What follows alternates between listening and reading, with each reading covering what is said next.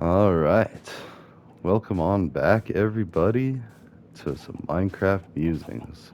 So, yeah, we're going to eventually shrink that down and hide that away so it's not just this sprawling netherwart looking stuff. I mean, I don't know. It looks kind of cool in City Texture Pack. But, anyways, happy Friday. It is Friday. And, oh, it's pretty much the weekend. Like, I've got a chillax day of work today. It's funny because I wanted to do this video before I got into work today, but already, like, I woke up and there was stuff going on, and I, I'm actually watching this time-sensitive thing. So even during this video, I'm watching my phone to see, like, if I get a response. Like, I'm waiting on a response for one thing. It's for someone on the other side of the world, and but I mean, they actually also have the ability to respond to the end user. But since I am in charge of support for our IT, sorry, anyways, um, I've been watching a lot of YouTube shorts of my kids. I love it. And actually, I've commissioned my son to help me find music mixing software. Yes, old A-Rye is going to try to make us some music. I've always wanted to, like, and I feel like, the creativity. I have a few friends that they already do like videos, music, stuff like that. One of my buddies has some pretty good rap tracks, and he raps about BV, Buena Vista, like, my hometown and stuff. And especially when I see what else is out there, like I see legends like Redman and Method Man just absolutely killing it, like, amazing music and stuff. And then I see, what is it, Norm Macdonald, and like I guess he's like a Canadian guy, like, talking smack about Eminem, and then there's like the Machine Gun Kelly, just like a bunch of white boys like with tattoos all over. They look like a desk in detention. And that's one thing I really like about Eminem is like he didn't go hog wild with tattoos. Like, yes, he has tattoos, but you don't see like a cross on his face, or like he doesn't have to prove anything. And he was never really like gang banging and stuff. He was like a little druggie and drug dealer, but that happened to be very dedicated to his craft. Like, and he put in a lot of time and effort. And I know someone like that. He's kind of a punk, but like, I mean, power to him. He did make some pretty good music, but he did betray me a couple times actually. And that's what sucks too. That's one thing I notice is like, the people around you, they're either in your crew or like they're the first ones to betray you if you're not really in their crew. And it's like, and when push comes to shove, you find out who your real friends are. I'm talking about like my high school sweetheart. We get to college, we're still dating. Like the minute I break up with her, one of my buddies is all up on her. Like, not just one, two. Actually, I went to this R&B singer's. He's a punk too, but his roommate owed me money. It's okay. I evicted him. But anyways, that's a messed up story. No, so I went to his show on my birthday, and it was a Friday, it was my birthday, and I was like, all right, well, let's go celebrate.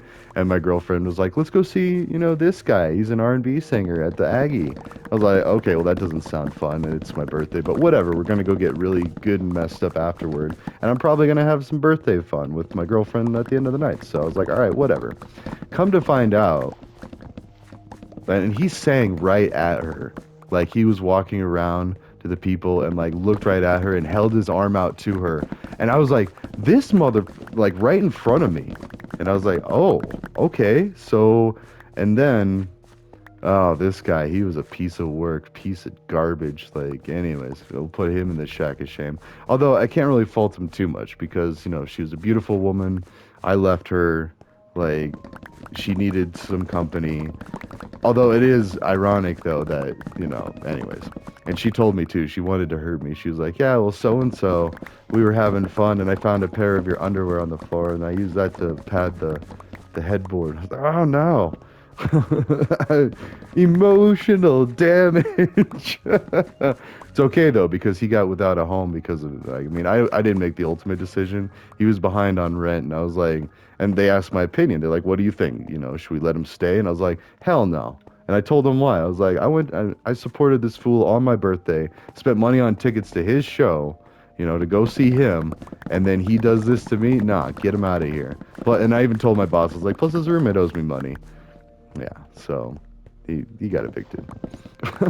And his roommates. So I don't know, it's respect. Like, always be thinking about how bad is this gonna get. And I've thought about that myself too. And I have an instance of that. I screwed up. I tried to apologize to the dude. It's a very similar situation, and this is why, and that's why I say this duality. That might have seemed like a really messed up way to start this, but it's part of my own self growth and learning. So I did this to someone else. His girlfriend, his ex-girlfriend, was sleeping on a mattress in the living room. He had the bedroom, the bed. He broke up with her. I think she cheated on him or something. So she was out, like, and whatever. And like, so there was that. But he still cared for her. Of course, as natural as I just tell that story about myself, he still cared for her, and I ended up getting with her. And it was very bad. I wasn't the only one. There were two of us. There were two of his friends that like, and the other one was a lot more sloppy about it. And it was kind of interesting because we were all out at the bar drinking, and what happened was, as I was texting to her, I was like, hey, let's get out of here and stuff like this. And I was like, I'm done. Like, are you ready? And she was texting back and smiling. And she's like, yeah, I'm ready to leave. Like, we could be done here. And he saw it. The guy, we were still hanging out with this guy, and I think he was still like trying to keep her around, like trying to decide if he wanted to try for a second shot at her. Like, he wasn't quite decided if he wanted to forgive her and get back to her, or whatever, but she had decided. She was like, nah, I'm done. And plus, she's sleeping on the floor, all this. It's a little different than my situation. Mine, we weren't really paying for our own place, so it is different, but it's different in another way too. Like, this was a place that he was paying for with her, and she was paying for, and she got the short end of the stick, so it was a little different that way. But whereas in my situation, I let her keep our room, and I slept in the guest room or the other bedroom, because it was a two-bedroom, but like, of course, we shared a bed and all that. So I was sleeping in the guest room, trying to date other women and bring them back to this very fancy, decorated place that clearly there's a woman living there, and had to be like, oh yeah, that's my roommate. And then she found out pretty quick. But the one of the girls that I brought over there was just like, So, anyways, this all started off as like perspective. I saw red, and and then same with this other guy. I felt extremely guilty because I knew what I did. I knew it right away, and he's got to hate me. He moved away, actually. Him and his whole posse. In fact, one of his buddies came into the Subway I was working at. We all worked at Subway. That was where I met this guy. Like, he was a Subway coworker. I helped him move in with his girlfriend, and then they broke up somewhere along the way, and she still lived with him because they had a lease. And I worked with my girlfriend at the time, or my kid's parents, or my co-parent, and that was a whole other thing. Actually, let's talk about that on this paid subscription. But anyways, I'm just kidding. Back to this, though. Trump, President Trump, President Biden, and the more I think about it, but I gotta be careful because so many people I know and so many family and friends, like, in fact, I stopped being friends with one guy because I wasn't sold enough on the pandemic when I had it. I hung out with somebody that was not vaccinated, and I had flashbacks of like what we learned about in the Holocaust, like, vaxxers, anti-vaxxers, all this, like how they were treating people that decide. I mean, and I took the jab. I took the vax. I was like, they say it's safe. They think this. I mean, I'm going to trust them. Like, they wouldn't just do this. It's a giant pandemic and all that. And granted, I'm a little worried about what they're going to find. Like, oh, it could actually cause this. But I was the same way back when Jim Carrey and some other more liberal folks were all up in arms about vaccines, the other ones. Like, they were saying they cause autism and stuff, and like that they do other things to people. And I was like, rolling my eyes like, yeah, right, just take it. Of course, the difference is those were, studied a lot more. There was a lot of trial and error, but at the end of the day, so was the other one. I mean, Operation Warp Speed and all that, like, that got it out quickly, but I don't know. It's not a hill that I want to die on, that whole saying. Like, I'm not going to like argue it completely and vehemently, or whatever that word is, like, obsessively. I'm not going to lose friends or family over it. But then, now this current thing, it's just ridiculous. Like, okay, let's unpack it a little bit, because this is concerning to me. Like, I mean, these are some of the things that I do not like that Trump is doing, and it's the DEI thing. It's the funding for higher education for DEI initiatives. However, and this is a big however, so I saw a video of Trump saying Well, first he starts the video off by complaining about all that, and he's saying like extremely woke colleges and they're this and that, and it's supposed to be a place for learning, and they're spending all this time doing all this, and well, first off, that's just how colleges are. I'm sorry. Like for anybody who hasn't gone to college, like that is the time where you get into like social justice issues and you start thinking you're going to take on the world, and maybe you do. I'm not trying to belittle that at all. Like I mean, there's a lot of people that they take it and run with it and they do some amazing projects that help the world as a whole.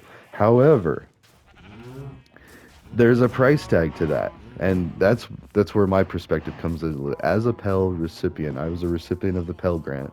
My family was poor enough to qualify for government assistance for me to go to school, and it was a large investment. And on top of that, I got hit with 20 grand in lawyer fees because of the war on drugs, and we'll get into that at one day for things that are legal today.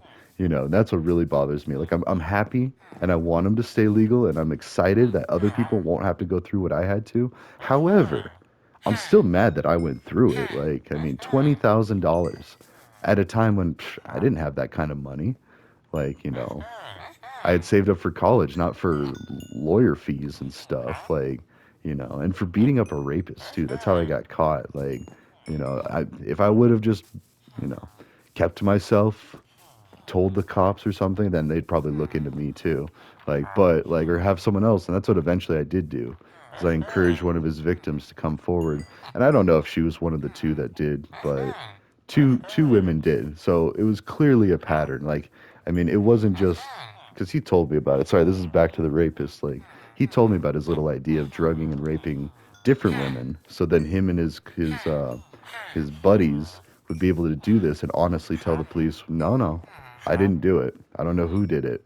I was drunk. Like, I didn't. That's not my fault. Like, and then he got off with 5 years probation. But yeah, so I don't know what really happened there. But anyways, so I got in trouble for silly, stupid things, non-violent, victimless crimes, and so yeah.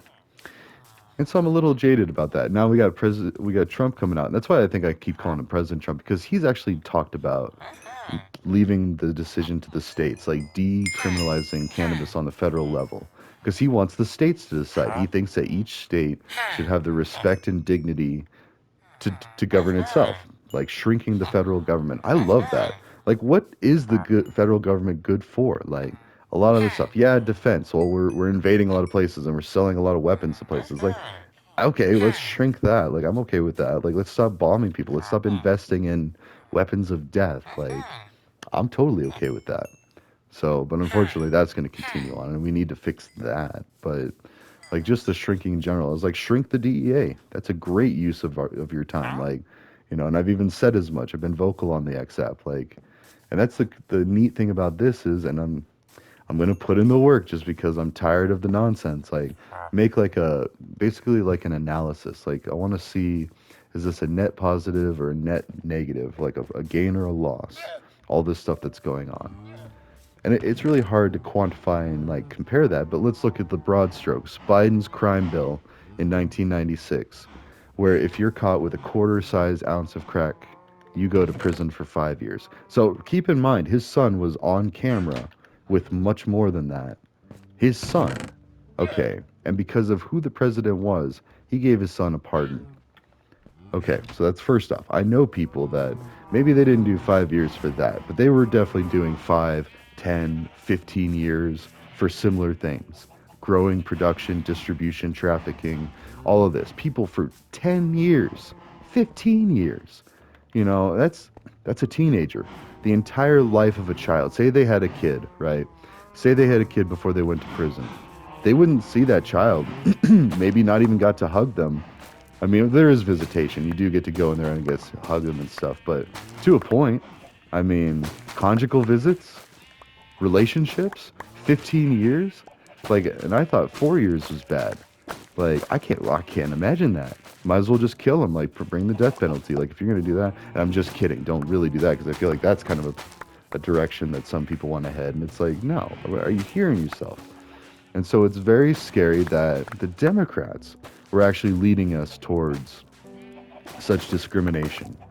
Like, If you were, I mean, and my buddy, like, because I talked to him about it, he refused to get the vaccine. He was like, and I feel like an outcast. Like, it's a medical decision that I decided that I just didn't want to do. And now because of it, like, I'm treated differently. I'm not allowed to go a lot of places. Like, it's in fact impacted and like severely like affected this guy's life. And oh, and let's talk about jobs. So the military, if you were in the military and you did that and you refused to get it, you're like, I don't know, I don't like this, I don't want it, then you got fired. So you lost your job.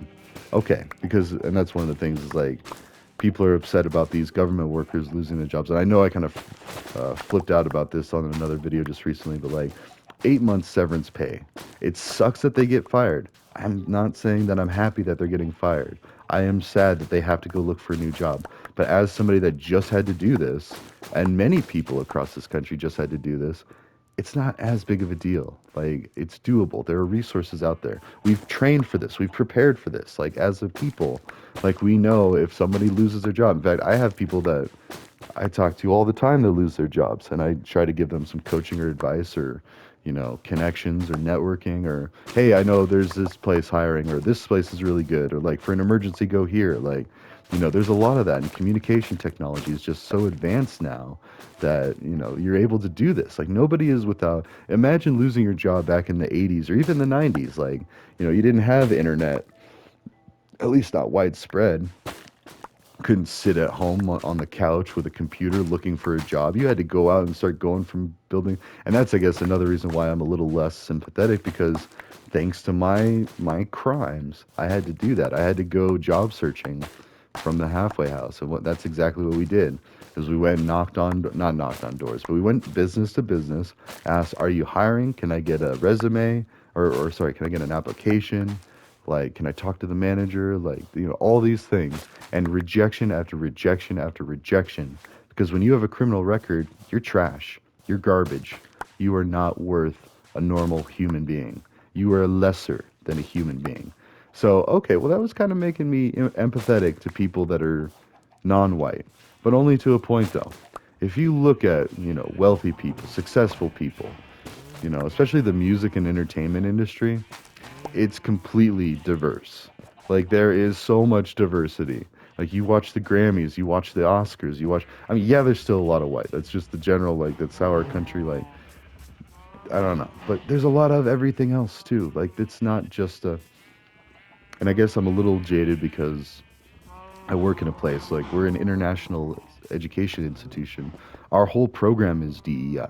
Like, that's all. That's the point. It's like to go experience other cultures, to study abroad, to, experience and understand that these people are just like you. They just have different culture and heritage, but they are you. You could be that person. Like, it's removing the idea that these are like alien creatures. Oh, look at these people. They are a noble people that like to do this, this, and this. And then there's these people. They're not as noble. And it's like comparing and contrasting species of hamster or something. Like, oh, this hamster or like dog. Like, oh, this breed likes to do this, and this breed likes to build mountains, molehills, or something. Like, I don't know, but that's how it used to be.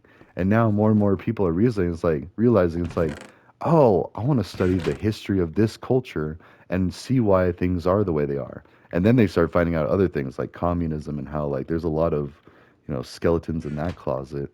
A lot of, hardships and oppression and death and misery.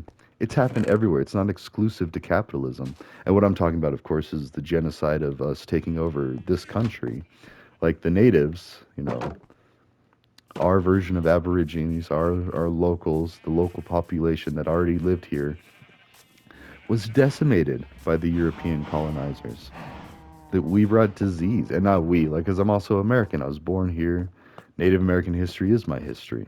It's just very far removed, and I'm, visibly I seem more aligned with like the European colonists, but I didn't colonize anything. I didn't ask to be born. I just woke up and hey, I'm in this country. Like, and that same with slavery. Like, yes, it was a terrible, atrocious thing. And sorry, and this is where I get. Do I have time to do this? I don't want to like. Okay, yeah, we have like a whole 10 minutes. I'm gonna go on this rant. So, like I said, I've already been working this morning. It's not even core business hours yet, as I usually do. I usually sit with breakfast and check my messages and make sure all the fires are put out. But I guess what I'm saying is like back in the BLM days, I was on the fence because I had friends in law enforcement that were all about all lives matter, and this is racist, BLM is racist, and that's what they were saying. And I was like, that makes sense, but a lot of people that I trust their opinions of, they think this way. And so I was kind of more on the BLM side of things. I was like, yes, fight oppression, fight systematic race or systemic racism, and it does exist. And like, in fact, I'm a witness of police interaction, unintentional. It's not intentional. It is completely accidental in most cases. Like, if put yourself in the shoes of the police officer or the state trooper, whoever's pulled you over, and they see that you're not white, instantly they know, okay, I need to be a little more polite. They're already trying to be polite because everything they do is documented. It's on, they've got cameras now. Uh-oh. Oh, okay. I was glitching.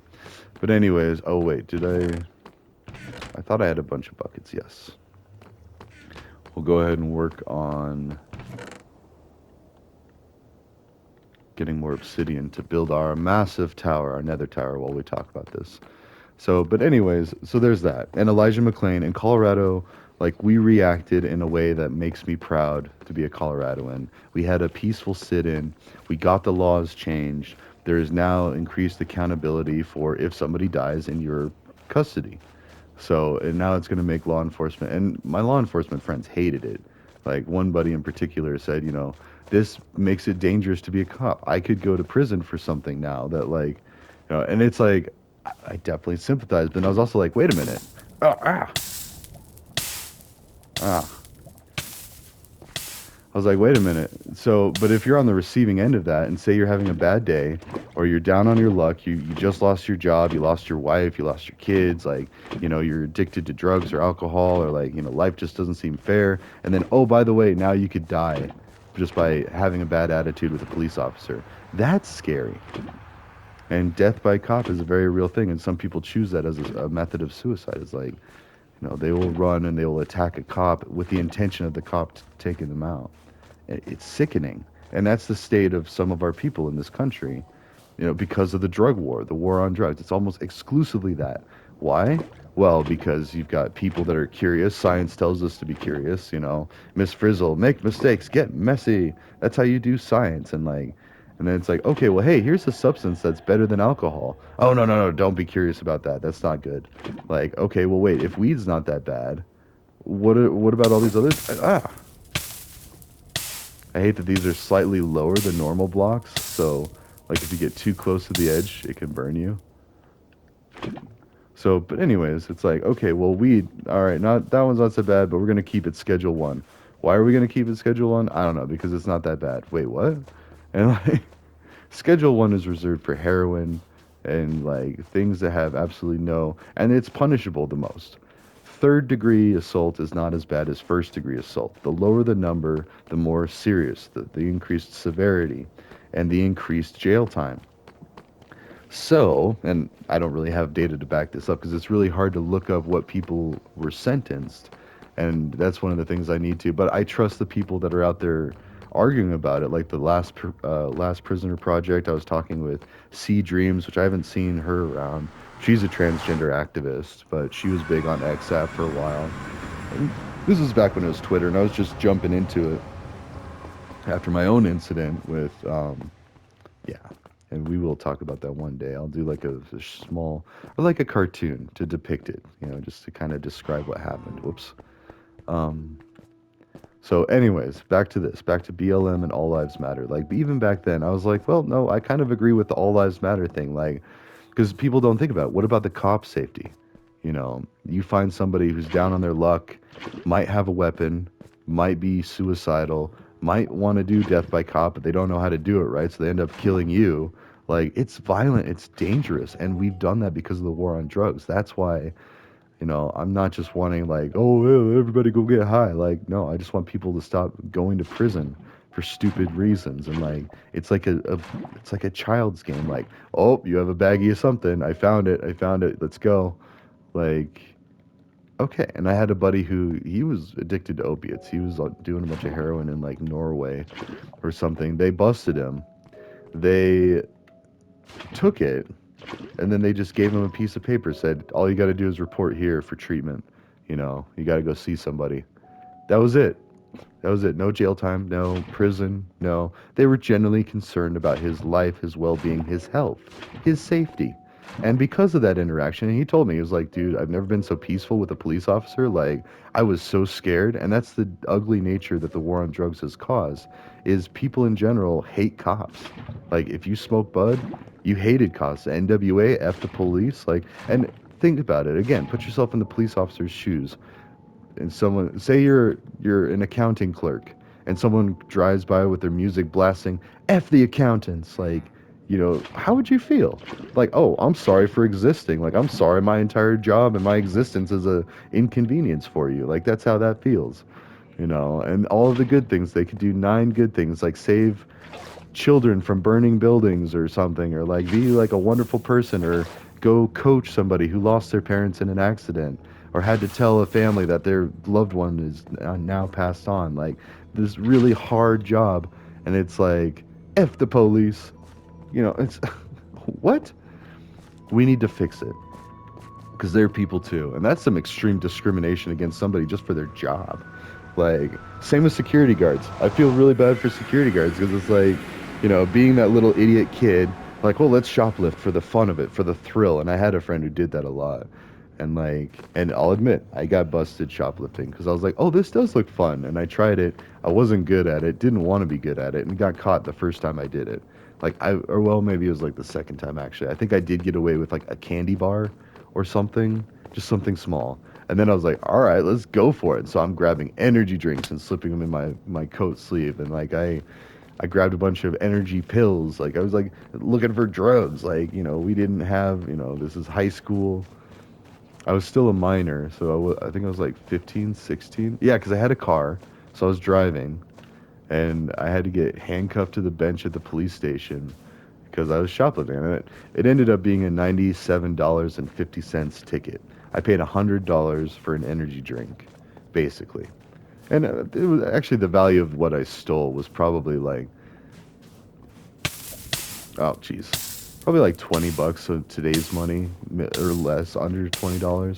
So either way, that was my first interaction with, hey, don't steal. And I was like, okay, cool. So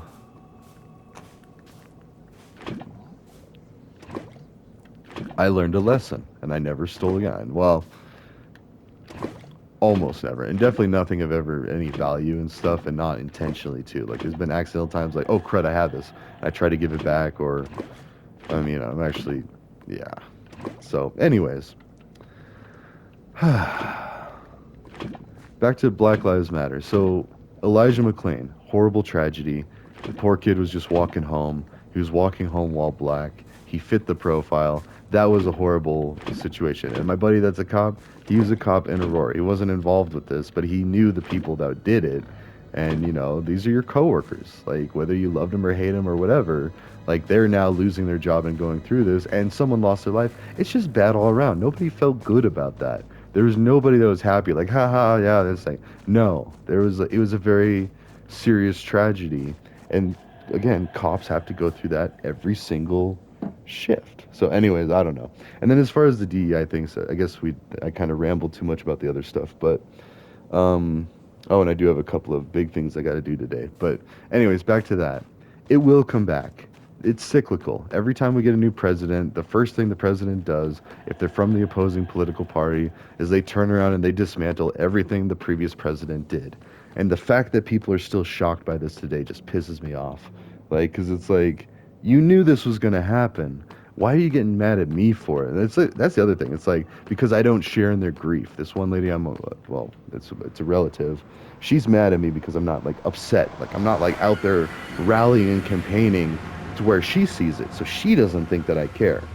However, my entire job is trying to work on scholarships for people that, what do they call it, HBCUs, and like they're like historically black colleges and stuff like that, and like in the name of DEI and diversity and And we are really trying because actually our program is pretty non-diverse, and we're trying to do active things to do that. And that's just kind of like a correlation. Like, I mean, it's just like seeing, just like how South Africa, on average, there's still apartheid going on, even though they kind of ended it. But like, it's that ripple. Like, it's not going to completely overnight be fixed. There's still a bunch of like residual nonsense that we got to fix. So, and that part I agree. Like, I've seen Elon like arguing in favor of like this group of people when really it's like, well, I don't know. From what I've heard elsewhere, I feel like it should be this other group that should be looked after and helped out. And really, we should get to the point where all people can afford college. Doesn't matter.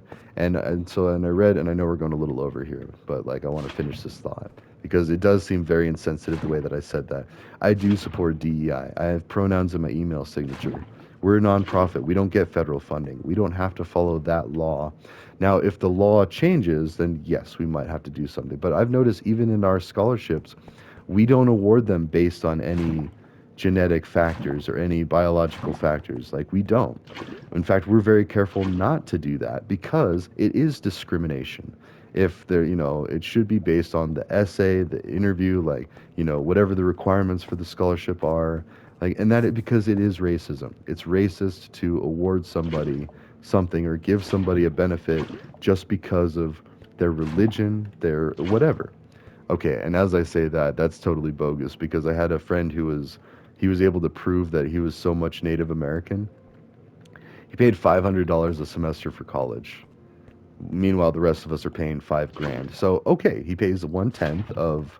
That seems a little messed up. Like, yes, I agree that sucks what happened to Native Americans, but I didn't do it. I'm not doing anything like this. I'm being punished, paying 10 times as much. No, wait, is that 10? Yeah, a factor of 10. I'm paying 10 times as much for an education than this guy. And yet I'm a monster if I say, well, wait, can I just not pay as much for education? I got like 30 grand in debt. Can I get some of that? Like, no. You can't even get the Pell Grant because you had substance crimes. That's the other kick in the face. Like, oh, pardon me. I'm from a poorer family.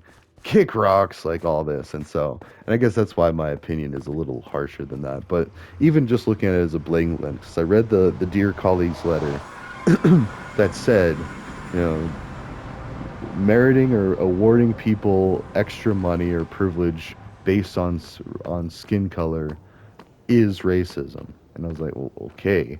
But that's the kind of racism that I think a lot of people are kind of happy to see after the whole slave thing and driving while black and how it definitely is a thing. Like, and oh, sorry, I never finished that thought. I've been pulled over many times.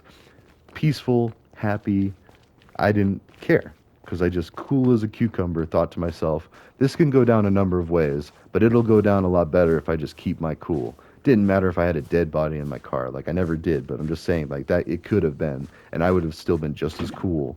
Been like, all right, well, I'm either going to prison or, and that's the life of someone who's in the drug game. Like, you might have something in your car that could put you in prison for the rest of your life. You might as well just pop yourself right there because you're done. 10, 15 years of your prime sitting in a cell, like all because you're trying to help people party. Like, it's been ridiculous. It's nuts. And especially when you find out that Reagan imported literal tons of cocaine. Like, Bill Clinton didn't inhale, but there's stories coming out of Bush Jr. doing blow in college. Like, all of these presidents probably, like, if they were all put on a lie detector test, boom, like, you would find out every last one has tried something, at least weed, at least. And yet every last one has failed to decriminalize weed federally. In fact, and I guess that's why I'm so mad about with Biden is like he spent so much time promoting DEI and LGBTQ and noble causes. I'm not saying they're not noble, but he completely neglected the war on drugs, which is what's actually directly punishing people in the poor. And that's why you see so much of a mixed demographic for Trump now, is because they did that. They turned their back on the poor people in the country.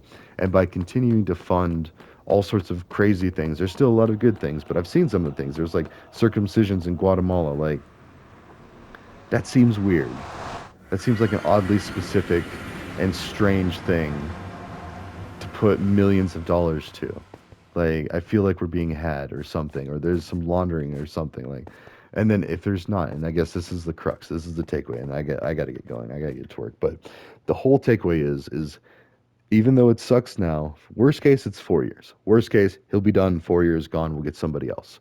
Definitely, or well, it might be another MAGA, so that is kind of a scary thought. But here's the other thing: everything he does, the next president is most likely going to come in and roll back the more extreme stuff, keep what he like, keep what she hopefully finally. That's what I was hoping for. That's why I did.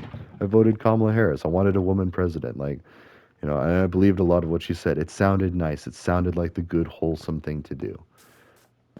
But also, why am I spending a third of my paycheck and then not being able to afford college? And the people that I sympathize most with, the people that are like me growing up, maybe had single parents or, alcoholic parents that spent all the money on booze instead of family stuff, and which was not really my case, but we weren't well off partially because of alcohol. And it's like, it steals more than just money, but it steals a lot of that too. Um, and it's like, but since you're white, nah, you don't get these resources. Suck it up. You're white. Like, it is racism still. Like, in the all lives matters thing. Like, I believe all lives matter. I believe Black lives matter, especially because of the accidental leftover racism that still is a traffic stop.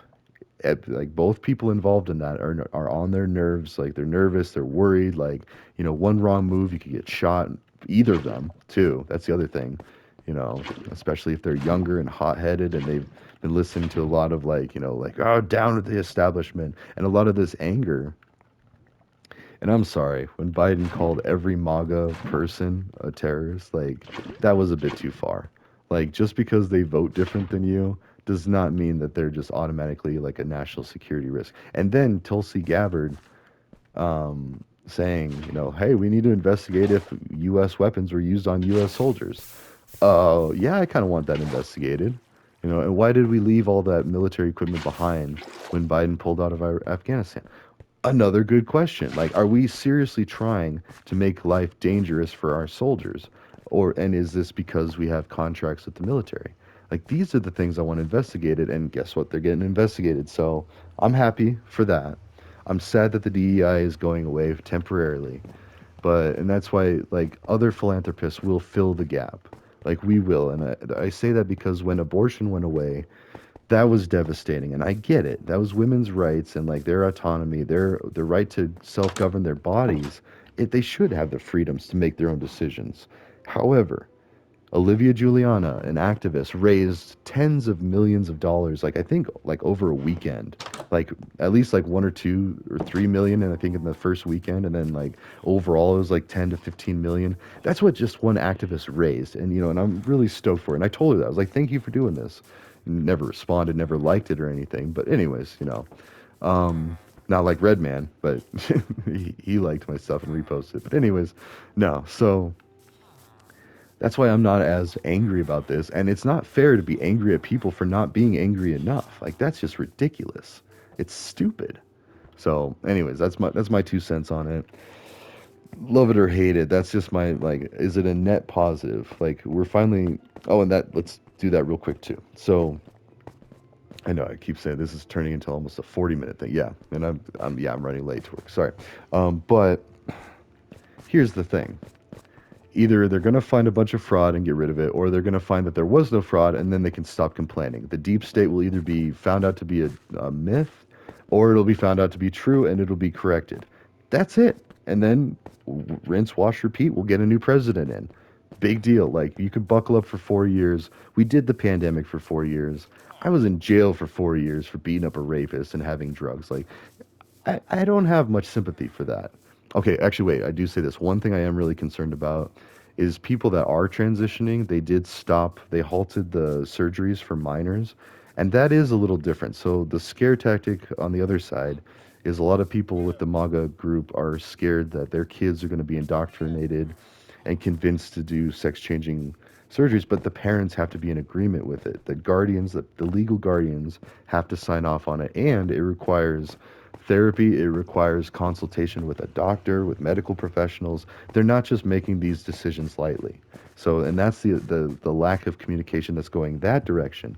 So that funding I'm a little concerned about. So people that have already made this decision for themselves, again, freedom. If it's your family, your kid, your right, that's on you. Your freedom. I believe in that. Now, they could lose federal funding like they threatened to do with Planned Parenthood, like because they, and then other people would have to step up. But this is overreach and oversight. So that's where I'm kind of like, again, I'm not like super stoked about all this, but I'm not going to go get angry at people and make their days ruined, like just because I'm angry, make it someone else's problem. So, anyways, I gotta go. I gotta get to work. Ta ta for now.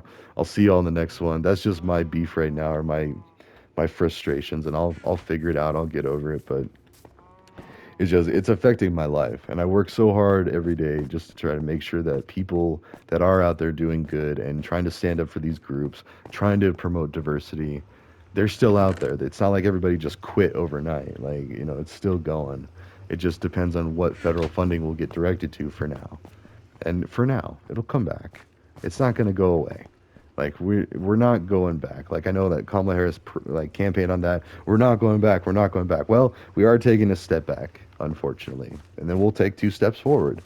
That's fine. So, and something I'm going to tell old Elon. I mean, I still like a lot of what he has done. I don't really care for his current stuff, but some of it, again, he's cutting things. If it makes it to where I don't have to pay a third of my paycheck and I can live comfortably, then I'm kind of inclined to be excited for that because I've lived in poverty my whole life.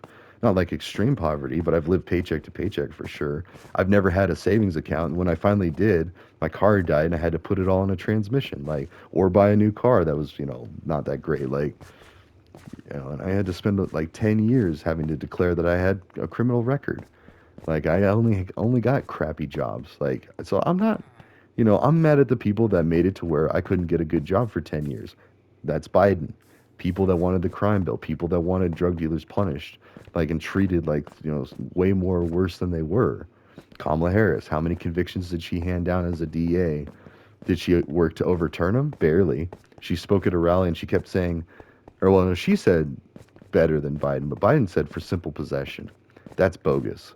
Nobody should be in prison for weed, period, or drugs, period. They should be in a rehab. They should be in classes. They should be in the community, like healing themselves, healing each other, maybe temporarily removed for like 3 months, but not 3 to 5 years. That just breaks them further. And it makes it harder for them to succeed. You're basically making a slave class. So, like when Biden said, hey, if you're black, you got to be voting for me. A lot of people are waking up, be like, you put a lot of people I know in prison. So, no, I don't. Don't be racist. Like, that's what a lot of people were basically told to Biden. So, anyways, ta ta for now. I'll see you in the next one.